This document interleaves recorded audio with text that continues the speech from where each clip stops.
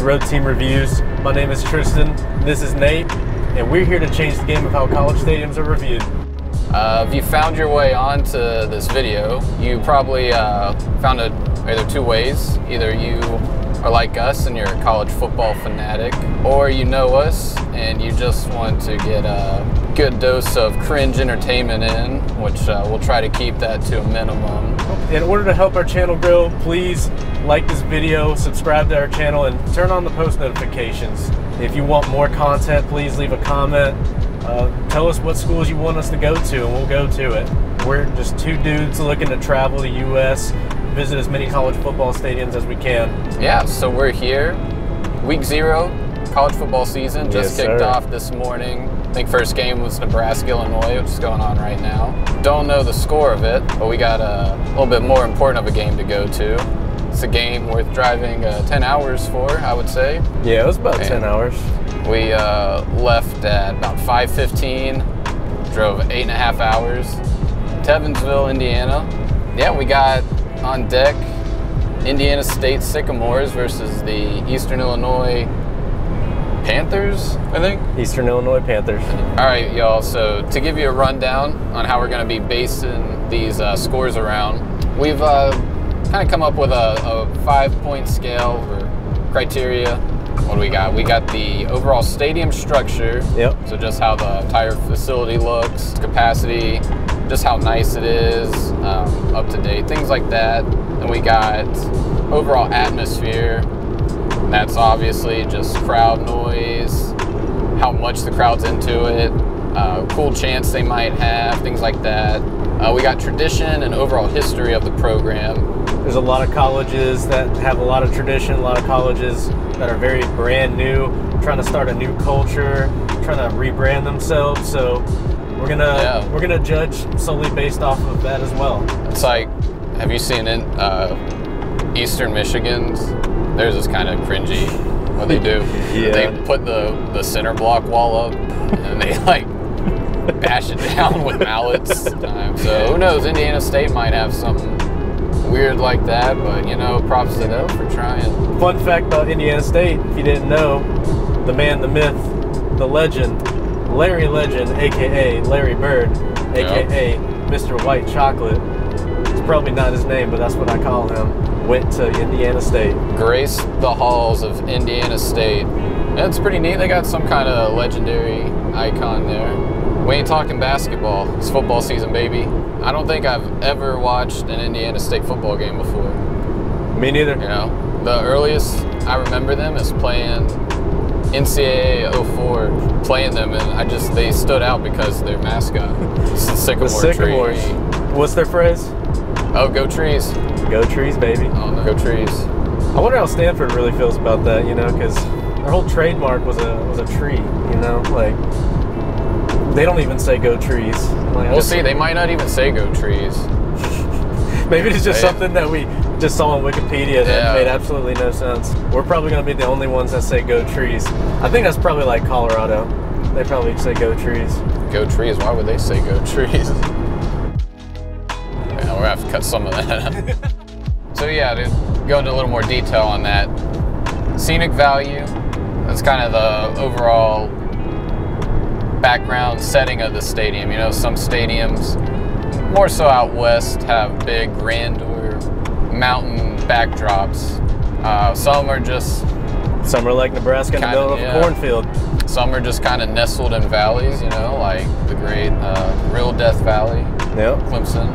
And some are just like Idaho and a sack of potatoes, and that's about it. And then you got parking lot stadiums, and they're just, Hey, probably not going to get a great scenic value score from us, but nothing like a parking lot party, my friend. It's there. And then we got field design.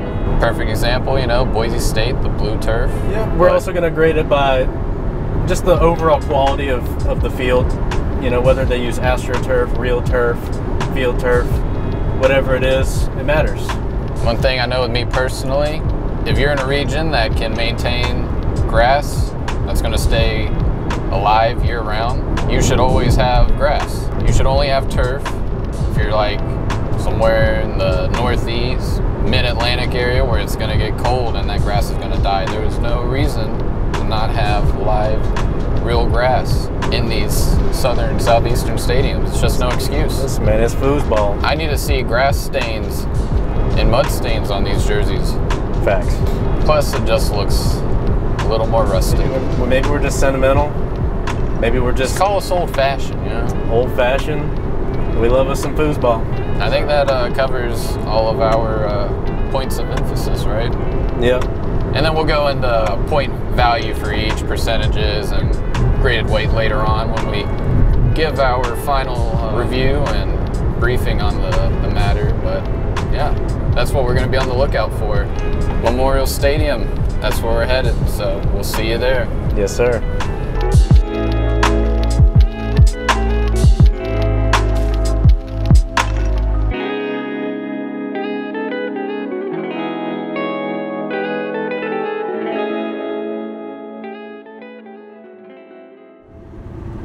Breast milk.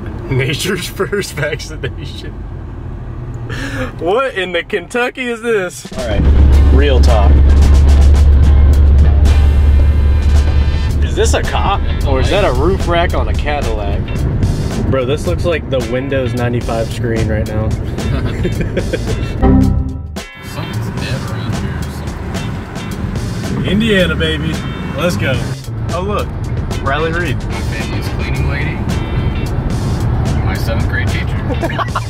I guess big school. You would definitely have traffic this close.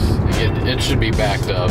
Yeah, this is the least amount of traffic I've ever experienced on a college We're game not day. gonna have any problem finding a spot. Knock on wood.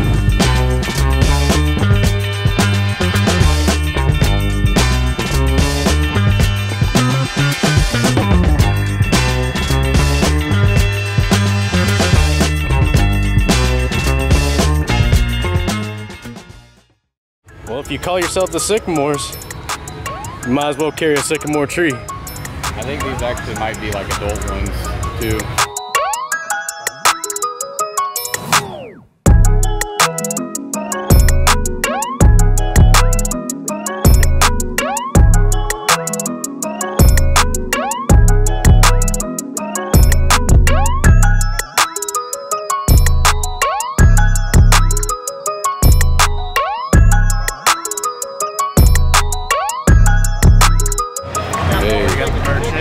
I was looking for an Indiana State dad shirt because I always like to get dad shirts every time I go to the universities, but this will do.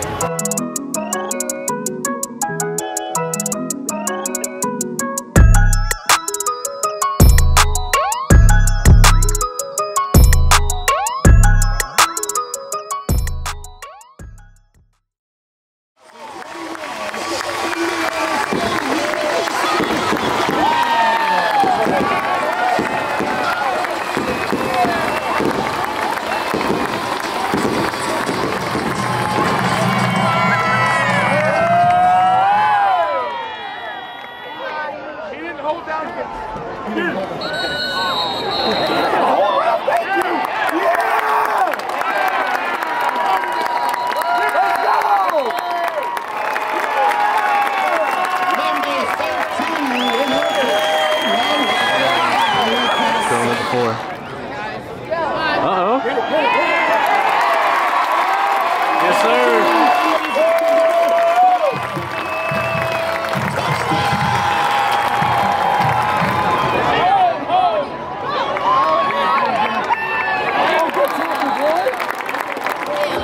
That's a clear disadvantage to the away team with this scoreboard positioning. I mean, It's a good start for the day. who put the scoreboard there?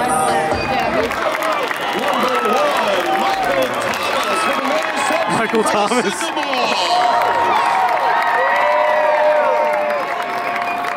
Well, we found out where Michael Thomas has been. With the Indiana State Woo! First and 10. That was hype. All right, 2 seconds left till halftime. where legends are made. Hook and ladder, Hail Mary.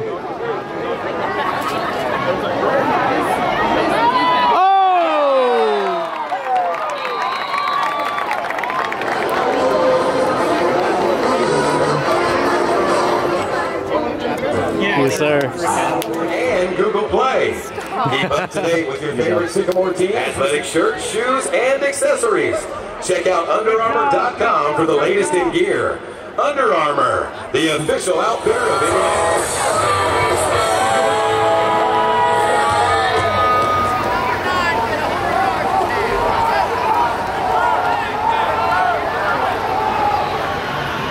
Race gets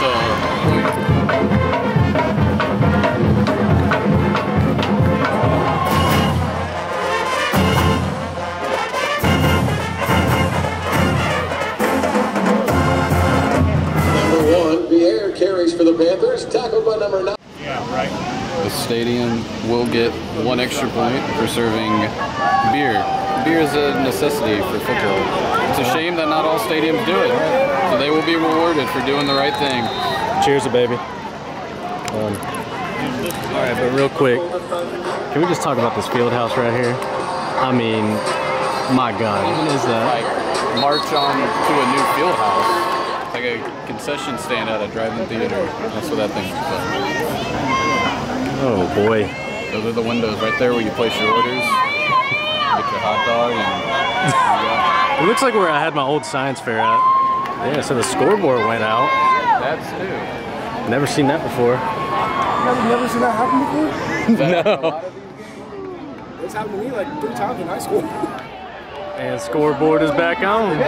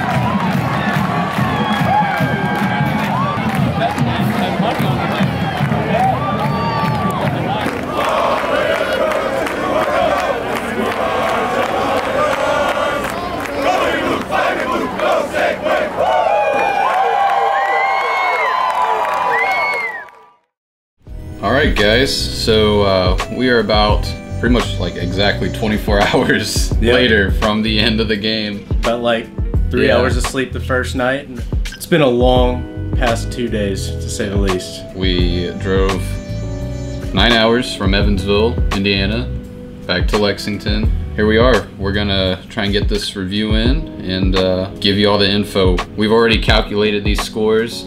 We're gonna give you a brief rundown on the weight of everything, the 5 points we're grading them on, and then our scores will come at the end. First, we got the stadium structure and overall design of the stadium and the seating. That is gonna be 30% of the final grade. The atmosphere of the crowd and the kind of culture they bring, 25%. The scenic value, the backdrop of the stadium, just how the overall environment is. That's 20%. History and tradition of the program, 15%, and just basic, the field, how it looks, the field design is 10%. So let's get into it. Oh, you forgot the last part. Last but not least, I actually did forget about that. you also get a bonus point, and we call it a bonus beer point if you sell alcohol or if you sell beer. Yeah. Because a lot of stadiums, you'd be surprised, like Clemson Stadium, Clemson games, you can't buy beer in the stadium. I don't know about USC. University of South Carolina does sell beer. Oh, they do? Oh, well dang. All right, so yeah, they did serve Bud Light. That was the only selection, but hey, I'll take any kind of beer at a football game because it's just a match made in heaven. All right, so the stadium structure. Very unique way to get into the stadium. I don't know if this was the norm for old 1930s stadiums, but you just walk in underneath and there weren't any like breezeways or tunnels you go through. Nope. It's just, You walk under. And then the stands are literally right above you. And then you just walk right through the stadium. Yeah. Overall, it's fairly easy to find sections, seatings. Honestly, you could have just moved around, sat wherever you wanted. You know, it was a good and a bad thing because you could sit pretty much wherever you wanted to, but at the same time, there was no away section. So literally, we had people from Eastern Illinois in front of us chanting EI, EIU. You place your orders, get your hot dog, and I don't know what that even meant, but what's you know, their initials? EIU. Oh yeah, but I didn't understand why they made it like a cow chant. You Hey, know, like EIU. EIU. Just, I mean, if it works, man. Hey. Back to the stadium. It had a cool arch you walk through, archway. Honestly, the rest of it though is pretty old and rustic. And You could tell it was old just because of not just the structure, but the posters on the field, or the posters on the stadium were actually kind of faded away. they were also trying to give their posters the rustic, Yeah, you know, outdated look. maybe we're the ones that's just They're behind trying to keep on time. with the theme. Let's talk about the field house. So part of That was very interesting, to say the least. When the players walked in and out of the locker room, it kind of just looked like what you said. It looked like the concession stand of a drive-in movie theater or something like that. I mean, Yeah, just like a short, old cement building or concrete building it was with weird. like mirror or windows and some doors and something. yeah, It just, there was like, I think there was an ESPN guy sitting on top of that. I don't know if it was an ESPN guy or just some random dude with a camera, but I mean, he was having his best life over it there. looked pretty dilapidated. That's a big word. Yeah, we're gonna keep that in there. Press box above was just kind of look like pretty simple, just blue windows. You just fold out like really easy. Just Indiana State Sycamores, you know. Oh yeah, you also forgot let's talk about the scoreboard. Oh yeah. Let's talk about We this got a lot to scoreboard. talk about with this scoreboard. Scoreboards are always behind the field goals. If there's not one on each end, that you got at least one that's behind the field goal. At Memorial Stadium in Terre Haute, Indiana, it is just kind of off in the corner of whatever end zone that was. I would say that's probably the home team end zone because they had their varsity club there. Yeah. So it's in like the back corner on the away team side. So like the away team, if you're there, like you gotta be like reaching over your neck to go and like see the score, how many timeouts you got left. Yeah, funny thing that happened, I think in the fourth quarter. When the game's pretty close, it was like 24-21. This is when things were pretty. It was with, like, heating up a little bit, 3 minutes left. and it just completely shut off. Yeah. And I think they made an announcement. They stopped the game and said something along the lines of, "We still have one functioning scoreboard left." All right, so I think we said about all we can really say about this stadium. Like I said, not much to it. Everything is pretty like new and clean for the most part.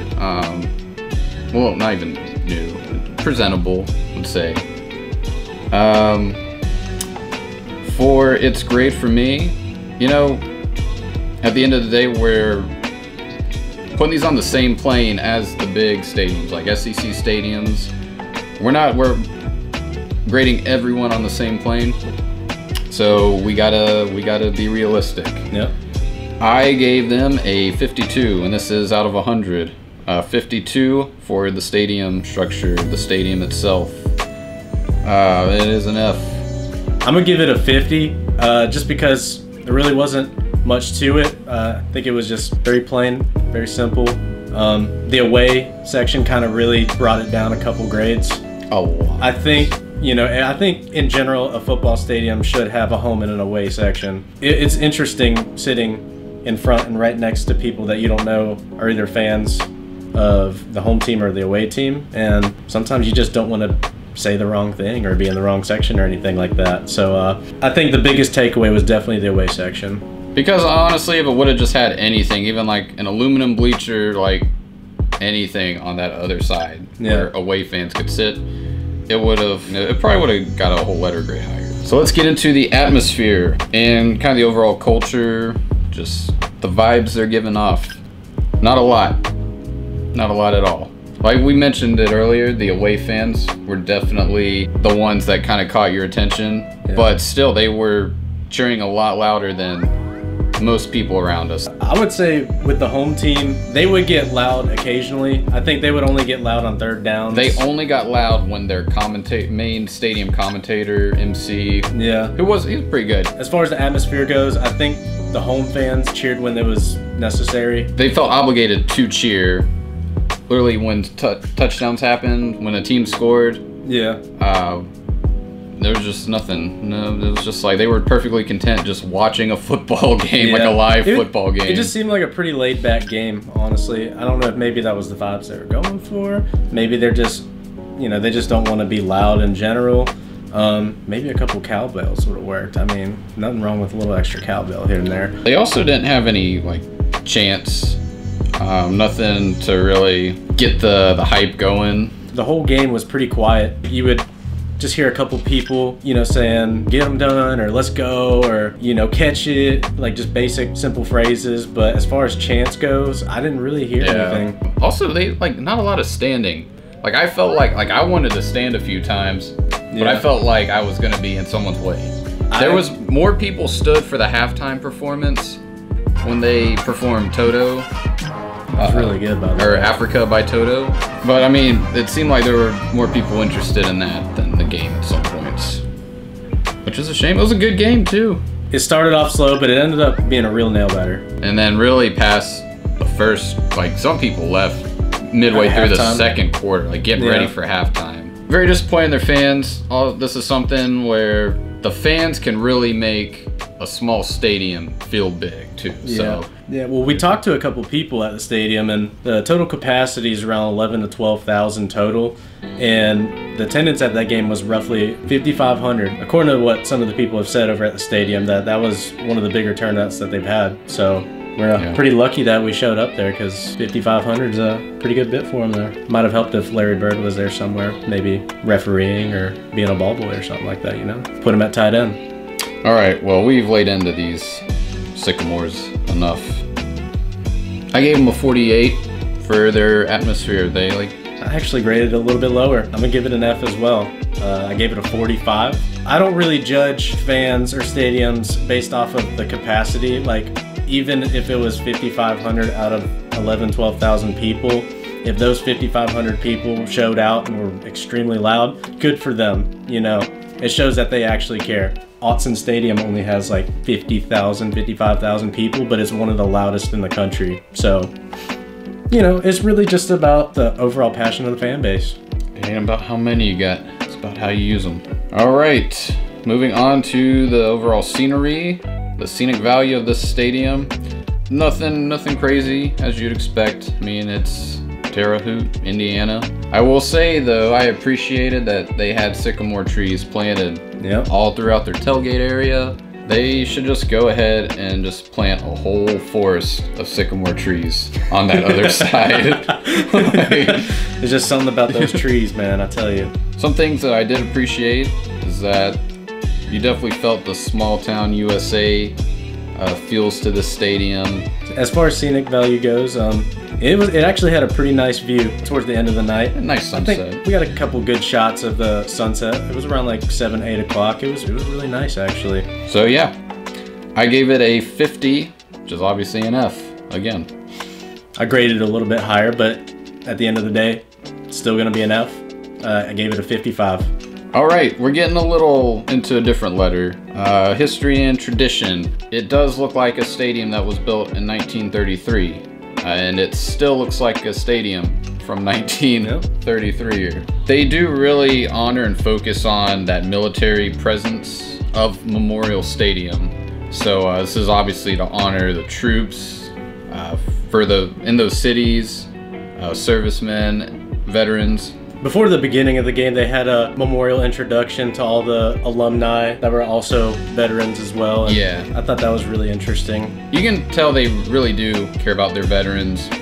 and honor that in the stadium.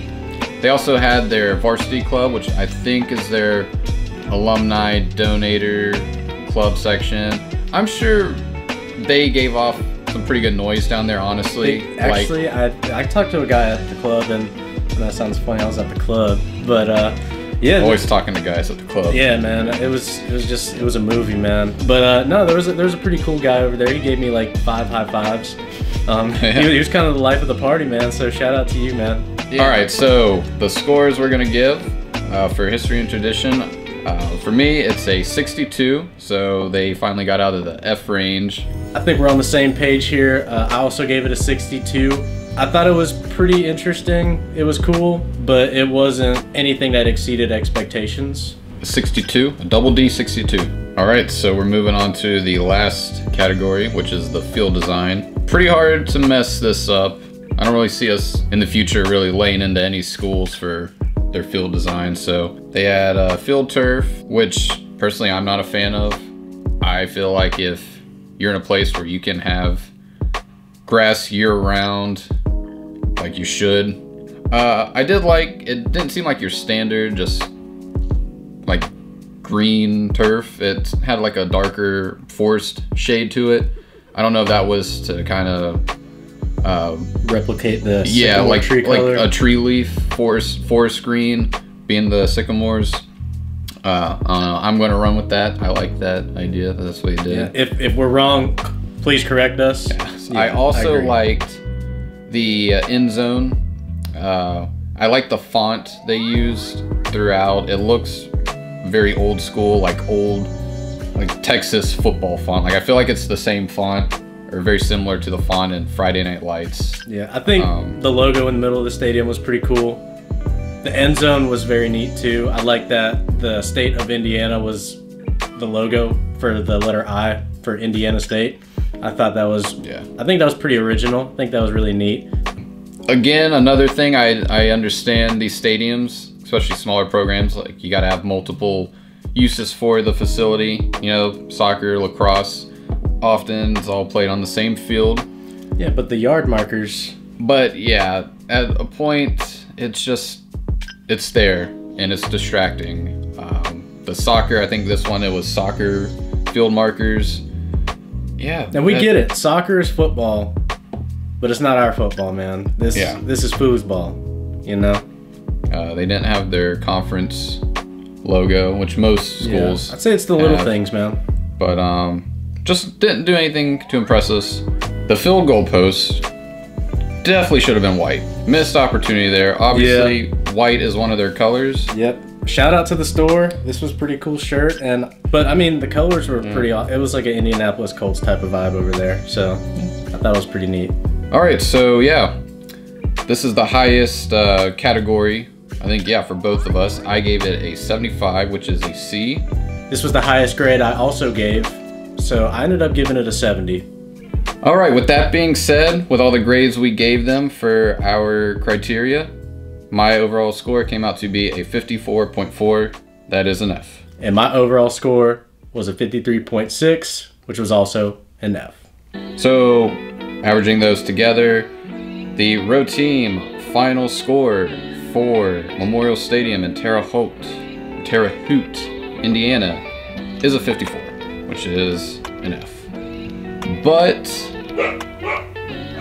all right, so we did mention earlier, we kind of alluded to it. They did serve beer at this game. They served Bud Light, not my personal favorite, you know. At the end of the day, it's beer at a football game, and that's a match made in heaven. Not every stadium or venue serves beer. This one did, and we rewarded it a bonus beer point. So, with that being said, Memorial Stadium in Terre Haute, Indiana, your final score is a 55, which is an F.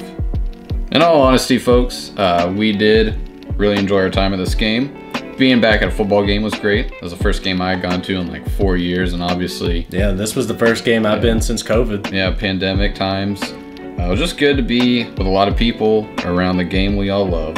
Indiana State, thank you for your hospitality. Thank you guys for watching this video. If you enjoyed it, go ahead and hit that like button, hit that subscribe button as well. If you want to see us visit any other stadiums coming up, please comment below those stadiums. If you've been to Memorial Stadium, what do you think of it? Were we too harsh? Were we too lenient? You know, let us know in the comments. Yeah, and last but not least, don't forget to turn on the post notifications so we can help with the algorithm, so we can continue to grow our channel, and so we can post on a weekly basis, and so we can get some more content for y'all, man. Like, we're doing this not just for us, but we want you to enjoy our content. We want you to learn new things. We just want to keep growing with y'all. So thanks again for watching, guys. We will see you next time on game day and on the road. This is Road Team Reviews, and we're out. That's that.